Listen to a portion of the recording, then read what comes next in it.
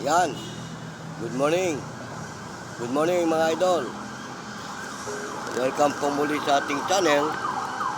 Ito po muli ang inyong lingkod, si Boyet.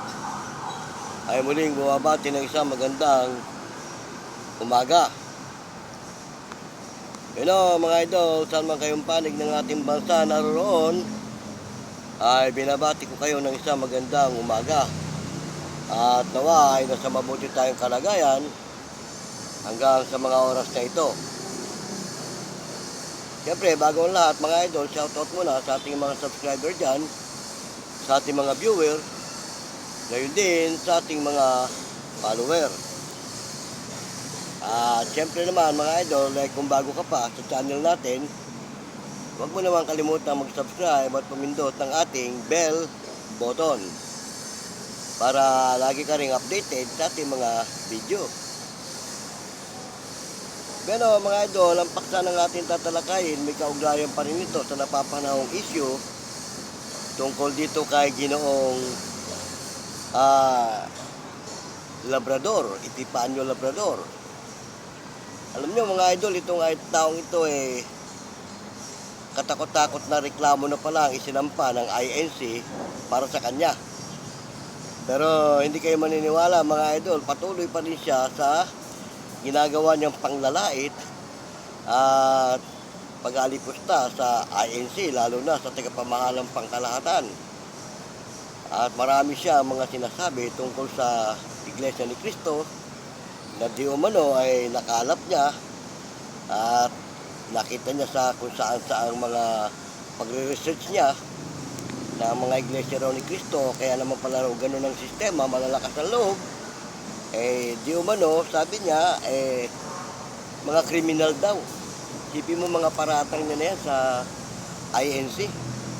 Na sana, itong katakot-takot na kasong haharapin niya, ay yung mga pinagsasabi niya na yan, meron siyang ebidensya na may papakita na siya magsasalba sa kanya mga pinagsasabi tungkol sa Iglesia ni Cristo. Dahil mga idol, ito ay nalalapit na ito. At sabi nga ng ibang mga kapwa natin vlogger na nagbablog, baka huling pagbablog na niya yung mga pinagsasabi niya na yan. Kaya siguro, kumbaga, pinupull blast na niya para isang buhusan na lang. Marahil nararamdaman niya mga idol na talagang hindi na siya makapagbablog ulit kapag oras na nadampot na siya at nasampahan na ng kaukulang reklamo. Pero mga idol, sa totoo lang, itong taong ito, kung pag-aaralan natin yung kanyang mga sinasabi, tila parang naghahanap na lang siya ng damay o kung ano pa man, dahil parang desperado na ito sa buhay niya. At sa mga kanyang mga pinagsasabi, parang naghahanap siya ng kakampi na susuporta sa kanya o magdidepensa sakaling maharap na siya sa kaso. Sana nga, yung mga pinagsasabi niya na yan, meron siya sapat na ebidensya na ihaharap niya. Dahil kung wala, lalo siyang delikado. Pero mga idol, ang ayon sa tagapamahalang pangkalahatan, wag na lang daw patulan ito ng ating mga kapatiran sa iglesia. Kasi nga, wala naman mapapala din At bahala na nga naman ang batas sa kanya. Diba? Tama? Kaya nga, ito mga idol, sa totoo lang, nakakaawa din ang sistema ng taong ito dahil kasi nga, hindi niya alam yung kanyang mga ginagawa na sa bandang huli, yan ang magpapahamak sa kanya. Oo. At kung may mga taong nasa likod niya, kaya niya nababanggit at nasasabi yung mga ganyang bagay, 99.9, hindi siya dadamayan yan. At kung sakali man, itatanggi na siya ng mga taong yan na napagkunan niya ng kung ano-anong mga impormasyon tungkol sa Iglesia ni Cristo. Dahil siyempre mga idol, halimbawa, ikaw ang nasa likod niya, at natimbog na siya, papayag ka ba mga idol na pati ikaw masasabi sa kanyang problema? Siyempre hindi na. Kumbaga, pinasok niya yan, bahala siya sa sarili niya. Di ba? Yun mga idol lang, hindi niya kasi pinag-iisipan sa kanya mga ginagawa. Pasensya na kayo mga idol, medyo maingay yung ginagawang construction dito sa may katabi namin. Kaya ang ating content na ito, ating video ito ay medyo may kaingayan. Bueno, yan naman napagkukwentuhan lang naman natin dahil nga kung mapapanood natin sa iba't ibang bahagi ng social media ay talagang marami na nagsasabi na ito di umano ay hinahunting na at malapit na itong matimbog. Kasi siyempre maliit lang ang ano natin, saan ka magtatago kung sakali, di ba? At kung sino man yung mga nasa likod mo, sa tingin mo itatago ka yan nun, itatago ka niya, itatago ka kung sakaling hinahunting ka na. Gaya nga ng mga nakarang araw mga idol, may napanood tayong video niya na umiinom siya eh. May hawak siyang bote ng alak at nagtatalumpati siya na di umano eh parang walang dumadamay sa kanya. Tapos sabi niya pa may sakit yung anak niya. Ano siyang sinabi doon na parang kung pagmamasdan mo kanyang status, talagang nakakaawa. Oo. Sa totoo lang naman, mga idol, itong taong ito, talaga naman nakakaawa din siya eh. Oo, kasi hindi niya pinag-iisipang maigi yung kanyang mga ginagawa na yun ang ikapapahamak niya. Di ba tama? Oo, kaya tama din yung tagapamahalang pangkalahatan na wag na lang siyang pansinin at wag na lang siyang patulan sa kanyang mga ginagawa. At bahala na nga naman ang batas sa kanya. Di ba tama? Kaya may mga kapatiran din tayo sa iglesia na hindi na lang siya iniintindi. Pinababayaan na lang yung kung ano yung mga ginagawa niya. Pero siyempre, may mga langalan din ng mga kapatid sa iglesia na naghihimutok sa kanyang ginawa. Oo. Talagang yung iba, siguro, sa galit, kung ano-ano rin ang nabibitawang salita para sa kanya. Pero sa totoo lang, itong inyong lingkod mga idol, hindi ako nagagalit sa kanya, bagkos, naawa pa nga ako dahil nga, sabi nga sa Biblia, patawarin mo sila dahil hindi nila alam ang kanilang ginagawa. Di ba? Ang ating Panginoong Kristo mismo, sinabi yan eh. Sabi niya, Ama ko, patawarin mo sila dahil hindi nila alam ang kanilang ginagawa. At itong nangyayari ngayon sa kasalukuyan sa iglesia, totoong nakalagay din sa Biblia ito eh. Oo, at sabi nga, kayo'y pag-uusigin ng dahil sa aking pangalan. Di ba? Kaya yan, sa totoo lang, sa mga kaanib sa iglesia, alam na ganyan ang mangyayari sa iglesia, lalo sa tagapamahalang pangkalahatan. Oo. Kaya yung pag-uusig na nangyayari yan, hindi na yan bago sa iglesia ni Kristo. Kaya nga lang, medyo below the belt na ang mga nangyayari, kaya karapatan lang na dapat aksyonan. Di ba? Tama? Oo. Kasi kung pababayaan yung ganyan sistema, marami pang lilitaw na kauri niya na baka mas masahol pa ang gawin. Di ba? Tama? Kung masasampulan nga naman siya at siya may pakukulong ng iglesia, baka yung mga ibang nagbabalak na gumaya sa kanya, medyo maglalaylo. Di ba? Tama? Sabagay kasi sa totoo lang naman sabi nga ng isang vlogger na mahinahon din magsalita, sabi sa kanya, katakot-takot na kaso ang haharapin niya, keso slander, o slander by deed, or defamation, meron sasabi, libel, patong-patong na nga yung mga reklamong isasampa sa kanya Kaya lang, siyempre, bahala na ang husgado kung ano ang talagang magiging punto de vista ng kanyang kaso. Di ba? Tama? Dahil nga, higit sa lahat, ang batas ang nakakaalam kung ano ang nararapat sa kanya. Yon. Kaya nga, yung mga kapatid, nung malaman na talagang siya sinampahan na ng kaso, karamihan naglaylo na. At kasi siyempre, ang mga miyembro sa Iglesia ni Cristo, kapag ka nakitang yung mismong tagapamahala na ang nagbibigay ng abiso, naglalaylo. Oo, kasi nga, sinusunod ng mga INC miyembro yung kanilang tagapamahala. Oo. Kaya nga, maswerte rin ito si Ginoong Labrador dahil nga, ang payo ng tagapamahala, ipaubayan na lang sa batas ang lahat. Kasi kung talagang mga Iglesia ni Cristo ang hahanti sa kanya at hindi siya ipaubaya sa batas, malamang makikita na lang niya kung hindi yan lumulutang sa ilog o kung saan pa man. Pero palibasa nga, sumusunod ang mga kapatid sa tagapamahala na ipaubaya na lang sa batas. Kaya yan, nakasalang na ang kanyang mga kaso, nakasampa na. Antayin na lang natin kung ano ang magiging desisyon o anong kalalabasan ng reklamong isasampa sa kanya na di umano ay buong Pilipinas yata ay may kaso siya. Kasi hindi lang sa Pilipinas, ultimo sa ibang bansa na may Iglesia ni Cristo. Malamang pero hindi naman siya pwede sampahan ng reklamo doon dahil wala naman siya doon. Narito siya sa atin Oo. Pero siyempre, ultimo sa ibang bansa na may mga kapatiran at nakaalam ng kanyang sistema, maghihimutok. O, di ba? Tama. Ang sabi nga, ang sakit daw ng kalingkingan, dama ng buong katawan. O, di ba? Ganon. Siyempre, kumbaga, sa buong katawan natin, yung kalingkingan mo, maipit. O kaya, mapokpok. O, di ba? Ramdam ng buong katawan. Ganun po kasi ang sistema sa INC.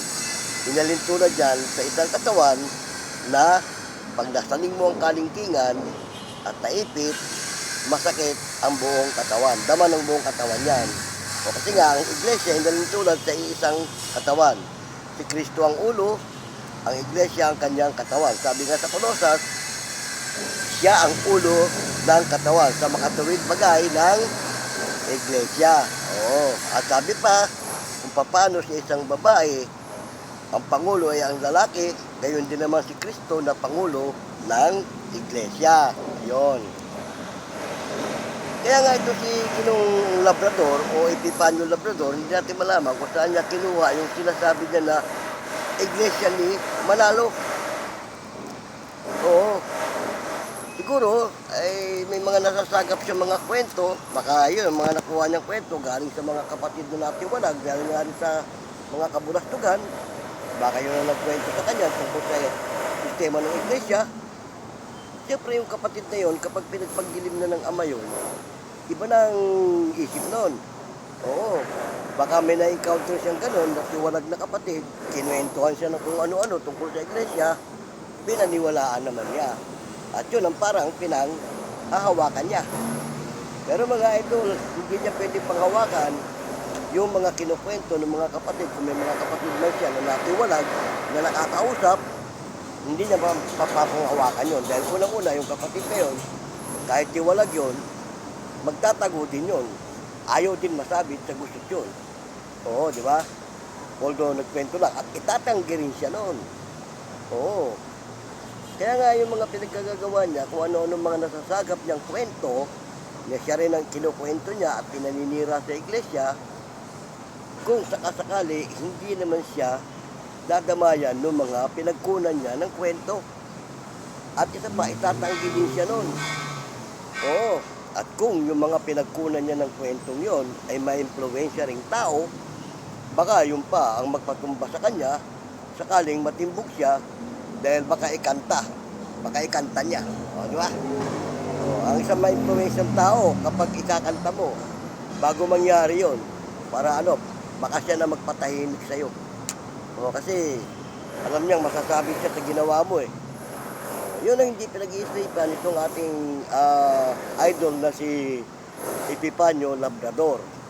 Basta nakasagap siya ng kwento, lalo't alam niya ma-influence rin yung tao na nagkwento sa kanya, idadakdak na niya. Oo. Hindi niya alam na masasabit yung taong yon sa kanyang mga gagagawa. O, di ba? Tama? Ganun lang, kasimple mga idol. Kaya, sa totoo lang, itong si idol nating Epifanio Labrador, may sana nagagamit niya ng maganda yung kanyang pagbablog, hinaluan niya ng kung ano-anong mga kabulastugan na idinamay niya pa ang iglesia. Oo, at ang mabigat niya kasi, iglesia pa ang kanyang napagtripan. Hindi naman siya inaano ng iglesia. Di ba? Yun nga eh. Kumbaga, sabi nga sa Biblia eh, pinuspos ni Satanas ang kanyang pag-iisip. O, di ba? Tama mga idol? Parang walang iniwan nung nangyari sa mga nakaraang alagad ng ating Panginoong Kristo. May mga pinuspos ni Satanas ang pag-iisip. Kagaya nung mag-asawang si Sapphira at si Ananias, di ba? Pinuspos ni Satanas ang kanilang pag-iisip. Ganon, yun eh. Nasa loob na ng ano yun ha. Kabilang na yun sa mga pinapangaralan ng ating Panginoong Kristo. Kabilang na yun sa ano ng mga apostol. Pero ano nangyari? Pinuspos pa rin ni Satanas ang kanyang pag-iisip. O di ba? Mas lalo pa kaya ito, hindi naman to iglesia, hindi naman, wala naman sa loob ng iglesia to. O, imposible bang posposin ni Satanas ang kanyang pag-iisip? Di ba? Ganong inumpisahan na niya na talakayin o batikusin ang iglesia ni Kristo. Ganon mga idol. Ito naman napagkukwentuhan lang natin dahil nga napapanahon o napapanahong issue yung mga ganitong pangyayari at laging laman ng social media itong si Ginoong Epifanio Labrador. O dahil nga kasi hanggang sa ngayon mga idol, hindi pa rin siya tumitigil na kagagano, no? O lahat ng paninira sa iglesia, ginagawa pa rin niya. Pamimintas. Lalo na sa ating tagapamahala ng iglesia, si Ginoong Labrador na yan. O ano-ano mga sinasabi. Sa halip na tumahimik na lang sana siya at pag-isipan niya ng maigi yung kanyang mga pinagkagagawa, patuloy siya sa kanyang mga ginagawang kalokohan. Meron pang isa, yung babae, si Aling Marie. Isa rin niya sa bumabatigo sa iglesia ni Kristo at kung ano-ano rin ang mga pinagsasasabi niyan. Nakakaawa din yung matandang yan. Sabi nga, yung matandang yan tumatanda ng walang pinagkatandaan. Dapat sa'yo, Aling Marie, nasa edad ka na rin lang. Siguro, hindi naman tayo kakalayo, senior ka na rin. Dapat huwag ka na makisawsaw sa ganyang na makakasakit ka ng damdamin ng kapwa. Di ba? At isa pa, kung wala ka rin lang namang matibay na batayan, manahimik ka na lang. Gamitin mo yung social media sa magandang pamamaraan at yung makakapulot ng magandang impormasyon sa mga sinasabi mo. Huwag yung kung ano-ano na makakasira ka sa samahan ng isang samahan. Ano mang uri ng samahan yan. Di ba? Huwag naman ganun. Kasi tayo mga vlogger, kaya tayo pinahintulutang gumamit ng social media. Pasalamat nga tayo at may social media ganito. Kaya naglipa na mga kapwa natin mga vlogger. Di ba? Tama. Dahil nagagamit ito. Pangunahin pa nga tayo, masigit pa tayo nauuna, magbigay ng magandang impormasyon kaysa doon sa mga talagang taga-stream media. Dahil pag minadaanan tayo mga isang pangyayari sa kalsada, bago makarating sa mga tunay na taga-media yan, kung tayo ang unang naka-encounter yan, tayo ang unang nagbibigay ng impormasyon sa mga kinaukulan para malaman kung ano nangyayari sa ating kapaligiran. Di ba? Tama. Ganun ang ating sistema, ganun ang ating trabaho bilang mga taga-social media. Hindi yung gagamitin mo social media sa paninira kung kani-kanino. Gusto mo lang magkaroon ng maraming view, kumita ka lang ng wag ganun. Ako idol, sa totoo lang, ginagamit ko social media hindi sa paninira ng kung sino-sino. Kasi nga, dito dapat yung magandang impormasyon ang mapupulot sa atin ng ating mga mamamayan. Tulad nito mga sinasabi ko sa inyo, di ba? Napapanahon ito. Wala tayong sinasagasaan. Tinatalakay lang natin yung mga pangyayari. Taga-advise lang din tayo dito kay Ginoong Epifanio Labrador na sana tigilan na niya yung kanyang kadadakdak tungkol sa iglesia. Nabanggit ko nga doon sa una kong video, kung magagawa mo mag-public apologize, yan din naman ang sinabi ng iba ng mga kapatiran sa iglesia, mag-public apologize ka. O at kung makagawa mong pumunta ng direkta sa tanggapan ng iglesia at makaharap mo ang kay Eduardo Manalo at kung ka-personal humingi ng tawad, lahat ng galit ng mga kapatid sa buong, hindi lang sa Pilipinas, sa buong mundo, huhupa pag nakita ikaw mismo ay naninikluhod sa taga-pamahala ng iglesia at humihingi ng tawad. Baka patawarin ka pa.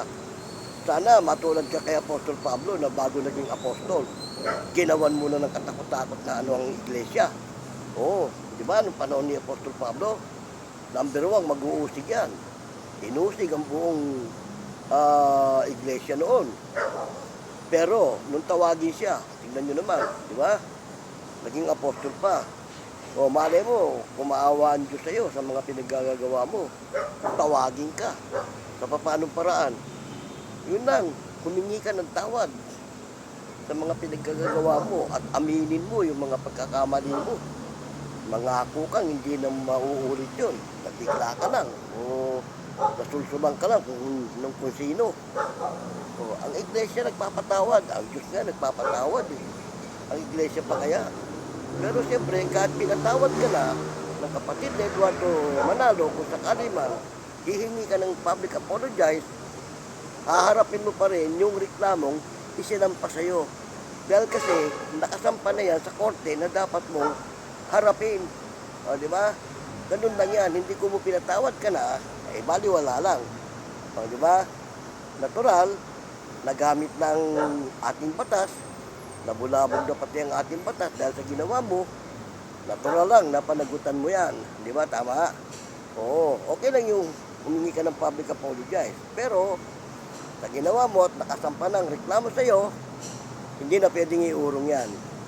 O uusad at uusad yan. Ipagtanggol mo na lang ang sarili mo at kung may mga ebidensya ka na pwede mong iharap sa korte, yun ang magsasalba sa'yo. Oo, di ba? Tama? Pero kasi, dapat nga, nabanggit ko na rin sa una kong video yan, pinag-isipan mo munang maigi yung ginawa mo. Oo, hindi yung pabigla-bigla kang ganyan. Sabagay, hindi naman nakakapagtaka kasi nga, hindi mo napapansin na alipin ka ng dyablo, nakasangkapan ka ni Satanas. Oo, hindi mo napapansin yun. Kasi nga, si Satanas kumakasangkapan ng mga tao para may makasama siya sa kabilang yugto ng pamumuhay sa dagat-dagatang apoy. O, kasi nga nakalagay sa Biblia eh, lalo't nalalapit na ang kanyang dakilang araw, nalalapit na, nakalagay sa Biblia, para yang leon na umaangil at naghahanap ng masisila. At hindi mo napansin, isa ka na sa kanyang nasila ngayon. Na ngayon, kasangkapan kanya sa paggawa ng kung ano-ano, na yan, na sa bandang huli ang pagsisisihan mo. O, di ba? Ganun mga idol. Kasi nga, nalalapit na ang araw. O, kaya nga mga iglesia ni Cristo, ang masigit na pinaghahandaan, lalo sa panahon natin ngayon, yung nalalapit na araw ng ating Panginoon at pagparito, ikalawang pagparito ng ating Panginoong Jesucristo. Dahil sabi nga niya, kapag nakita nyo ang mga tandang ito, talastasin yung siya'y malapit na, nasa mga pintuan na. O ano ba yung mga tanda? Nangyayari, di ba? Nakikita natin. Palatandaan ng mga digmaan, alingaw-ngaw ng digmaan, taggutom, kahirapan, lahat. O, sabi niya, pag nakita niyo yung mga bagay na yan, talastasin yung siya'y malapit na, nasa mga pintuan na. O, di ba? Kaya yan, mga idol, ang pinaghahandaan ng buong INC, yung araw na yan. At ang pinakadakilang araw na palatandaan na sinabi niya, yung kidlat na magmumula sa silangan tagos ng kanluran, kasabay ng malakas na ugong. Yan. Pag yan ang nakita nyo, sabi ng ating Panginoong Jesucristo, dahil may nagtanong sa Kanya, mga galak na kayo, dahil sabi niya, nasa inyo na ang kagantihan. Yan. Kaya mga idol ang mga iglesia ni Cristo, ano man ang mangyari sa ating mundo, hindi nababahala at hindi nag-aalala dahil alam na nila kung ano ang mangyayari sa araw ng paghukom. Ganon. Kaya yung mga hindi nakahanda sa mangyayari, yan yung nakalagay sa Biblia na tatakbo ng porot parito. O mga hihintakutan.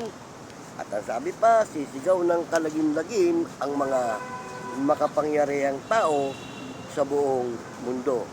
Yan mga idol, yan, pagkukwentuhan lang naman natin dahil sa mga nangyayari sa panahon natin ngayon na napapanahon tungkol dito nga kay Ginoong Epifanio Labrador. Pero mga idol, salamat ng marami at sa may sandali ng ating kwentuhan ay sinamahan nyo ako. Kung meron kayong mga katanungan mga idol, ilagay nyo lang sa comment section para matalakay natin. At kung meron kayong mga comment, ilagay nyo rin dyan para naman matalakay natin sa mga susunod nating mga video. O gano'n mga idol ha, ito pong muli ang inyong lingkod, si Boyet ay pasamantalang nagpapaalam. Hanggang sa muli, paalam!